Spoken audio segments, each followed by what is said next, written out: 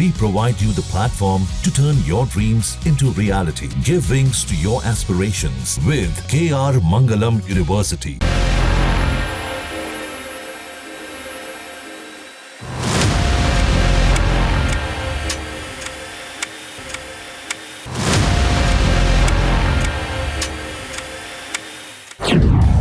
दिल्ली में बैठकों का दौर, पाकिस्तान में खौफ का शोर।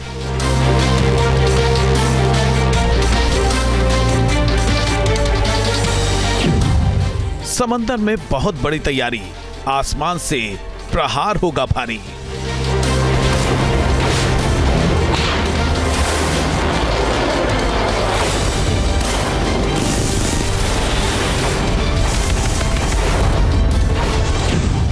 पहलगाम का हमला भारी पड़ेगा, पाकिस्तान अब मरेगा।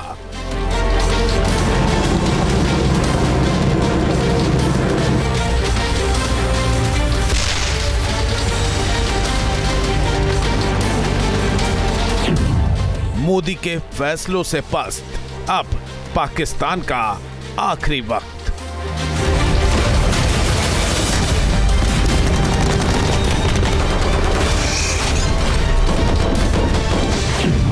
मिट्टी में मिलाओ, पीओके वापस लाओ।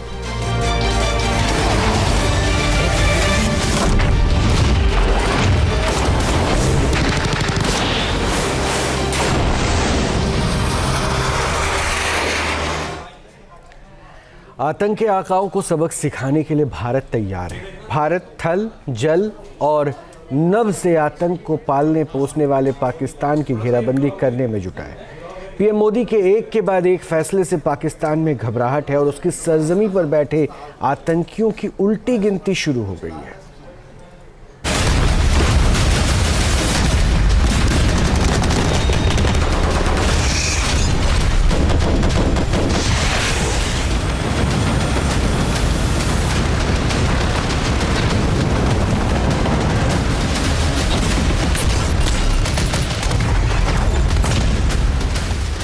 आसमान में गरज रहे फाइटर जेट्स की गर्जना बता रही है कि अब आतंक के आकाओं को सजा देने का वक्त आ गया है।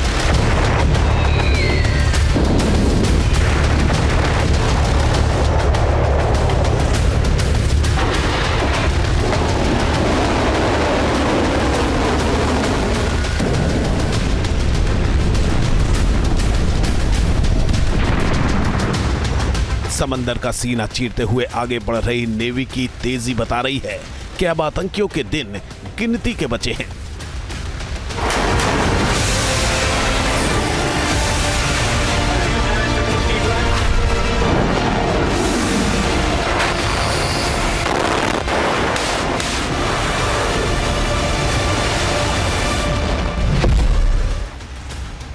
सेना की तैयारियां बता रही हैं कि वो आतंकी अड्डों को मिट्टी में मिलाने को बेकरार है।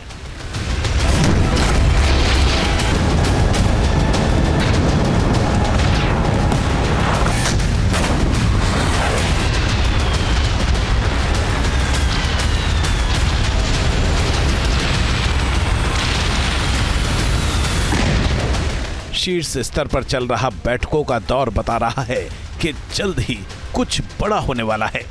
आतंकियों और आतंकियों के आका पाकिस्तान को सबक सिखाने का वक्त करीब आ गया है।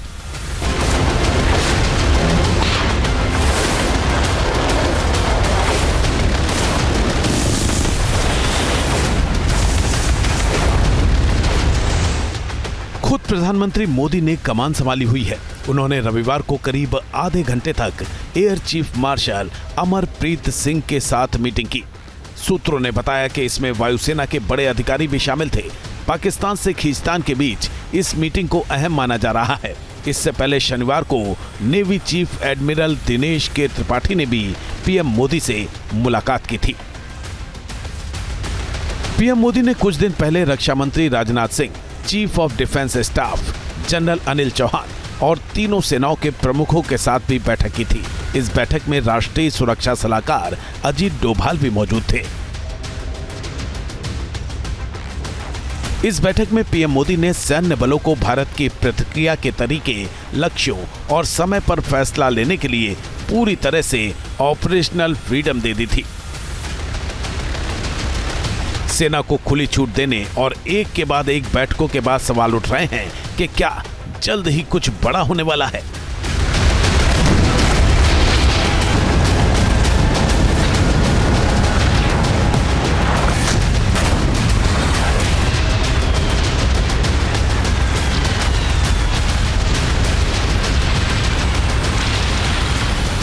तो एक प्राइम मिनिस्टर की चीफ्स के साथ मुलाकात का ये मतलब है कि उन्होंने जब पहली मुलाकात हुई थी तो उन्होंने कहा था कि आप एक प्लान बनाइए एंड गवर्नमेंट और पूरे इंडिया के लोग आपके साथ हैं, आप एक्शन का हमारे को प्लान दीजिए। तो ये जो मुलाकात हुई हैं आर्मी चीफ के साथ, एयर चीफ और नेवल चीफ के साथ, इसका यही है कि प्राइम मिनिस्टर ने ब्रीफिंग ली है कि क्या प्लान बने गए हैं, कैसे इंप्लीमेंट किए जाएंगे, और उसको प्राइम मिनिस्टर ने अप्रूवल देने के लिए उनको समझने के लिए था।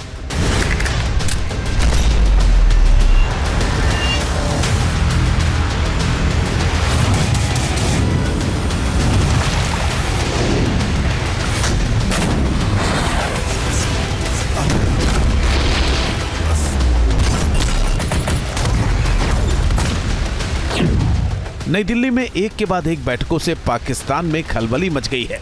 भारत के संभावित एक्शन के डर से पाकिस्तान के हुक्मरान, उसकी सेना और अवाम की रातों की नींद उड़ गई है।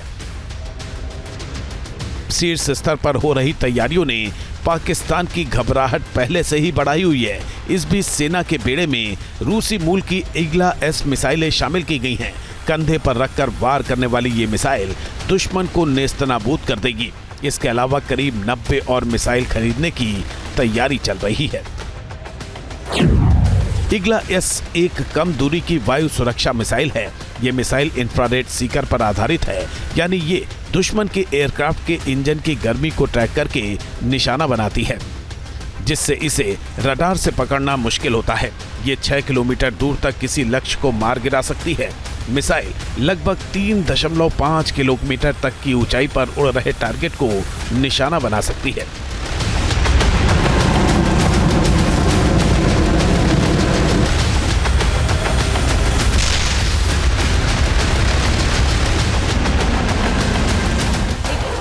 इस मिसाइल को कंधे पर रखकर फायर किया जा सकता है। इसे मुश्किल इलाकों में आसानी से ले जाया जा सकता है। खास बात यह है कि ये कुछ सेकंड में ही ऑपरेशन के लिए तैयार हो जाती है।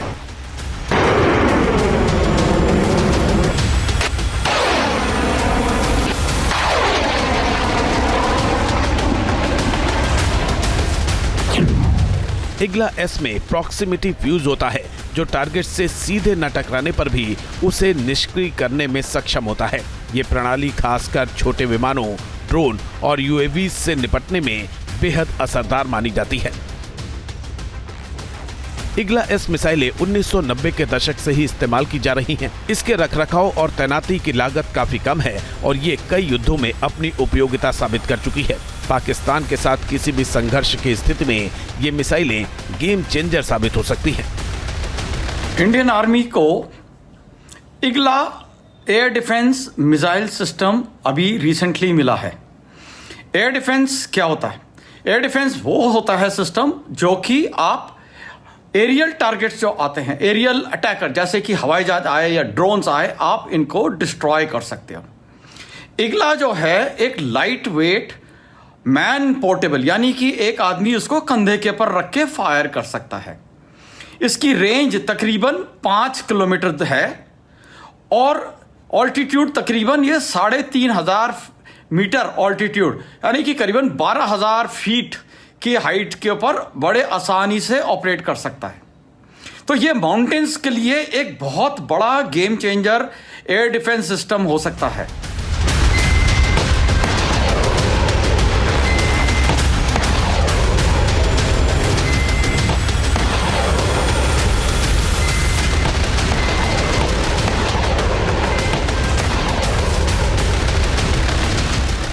करीब 260 करोड़ रुपए की इग्ला एस की खरीद आपातकालीन खरीद नीति के तहत की गई है। इसी नीति के तहत सेना ने short range air defence system के लिए उपकरणों की खरीद की प्रक्रिया भी शुरू कर दी है। मेक इन इंडिया नीति के तहत सेना 48 लॉन्चर, 48 नाइट विजन साइट्स, 85 मिसाइलें और 1 मिसाइल परीक्षण स्टेशन खरीदेगी।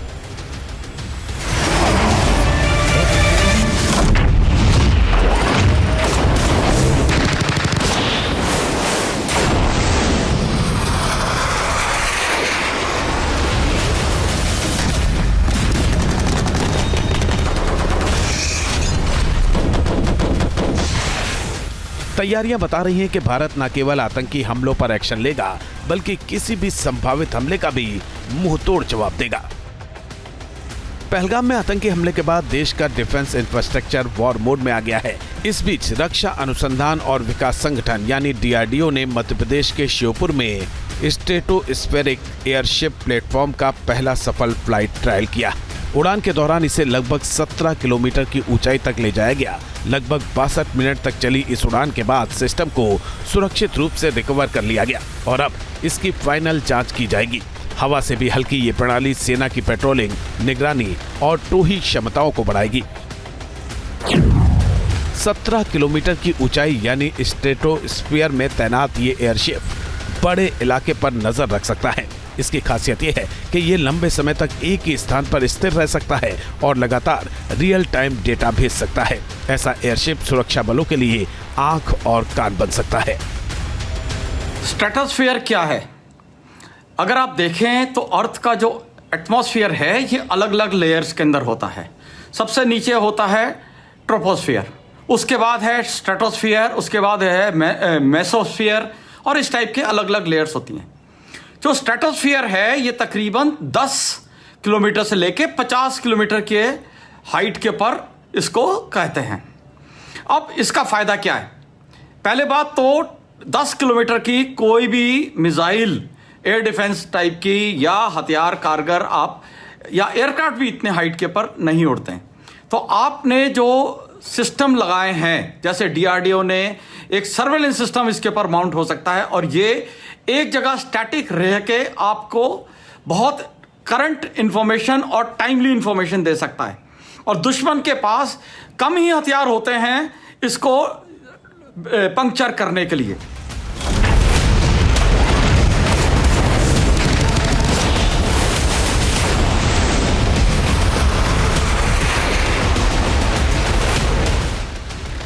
इस बीच भारतीय नौसेना अरब सागर में लगातार अपनी तैयारियों को परख रही है। शनिवार से नेवी ने लाइव फायरिंग ड्रिल भी शुरू कर दी है जो 7 मई तक चलेगी।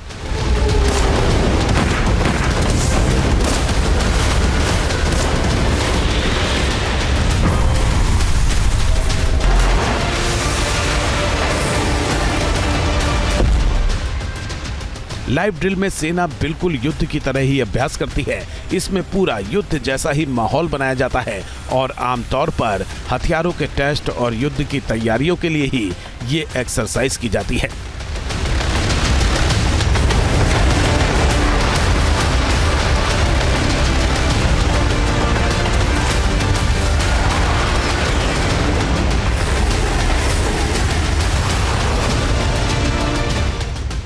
इसके अलावा नेवी के युद्धपोतों को भी अलर्ट पर रखा गया है।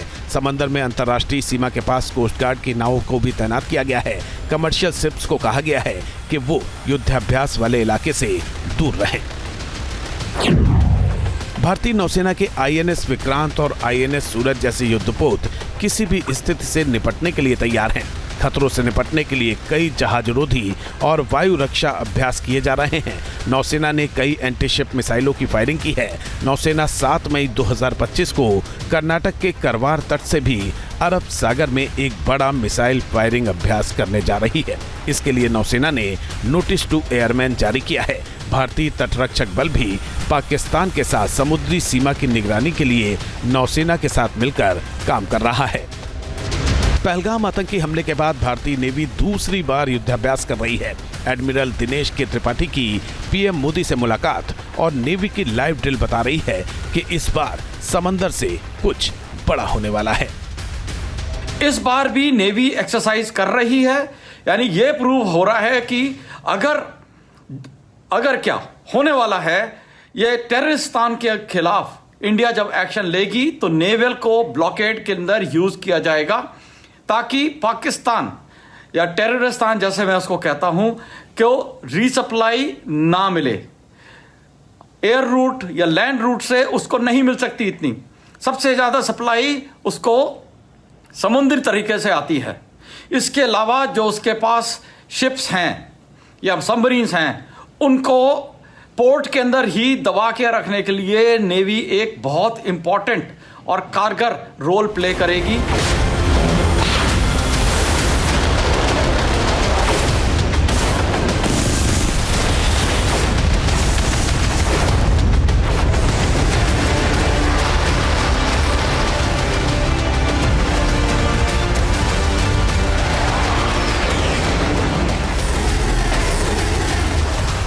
दरअसल सरकार की आतंकवाद से सख्ती से निपटने की नीति और पीएम मोदी से मिले इशारे के बाद सेना अपनी तैयारियों को पुख्ता करने में जुटी है।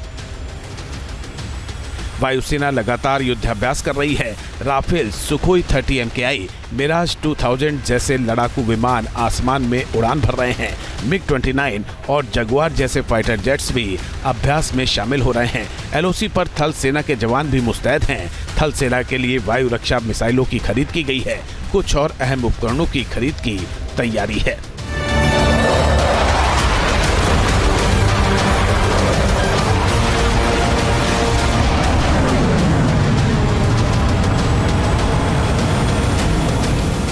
संकेत साफ है कि पहलगाम के पापियों को जहन्नुम पहुंचाने की तैयारी पूरी हो गई है। बस सही वक्त, दिन और जगह का इंतजार किया जा रहा है। इस बीच विदेश मंत्री एस जयशंकर ने यूरोप समेत पूरी दुनिया को एक साफ और सीधा संदेश दिया है। आर्कटिक सर्कल इंडिया फोरम में जयशंकर ने दो टूक कहा कि भारत उपदेशकों की बजाय सहयोगियों को ढूंढ रहा है। Look, when we look out at the world, Samir, we look for partners. We don't look for preachers. Particularly preachers who don't practice at home what they preach abroad. S Jaishankar का बयान उन देशों को सीधा संदेश है जो भारत को पाकिस्तान के साथ तनाव कम करने की सलाह देते रहते हैं। अपने बयान से जयशंकर ने यह भी बता दिया कि भारत इस बार किसी दबाव में आने वाला नहीं है और वो आतंक पर आखिरी चोट करने के लिए तैयार है। संकेत बता रहे हैं कि आतंकियों, उनके आकाओं और मददगारों की उल्टी गिनती शुरू हो चुकी है। भारत इस बार ऐसी सजा देगा जो नजीर बनेगी, ताकि भविष्य में कोई भारत में आतंकी गतिविधियों के बारे में सोच भी ना सके। Team news nation. News nation अब व्हाट्सएप पर खबरों की ताजा अपडेट के लिए न्यूज़ नेशन के इस QR कोड को स्कैन करें।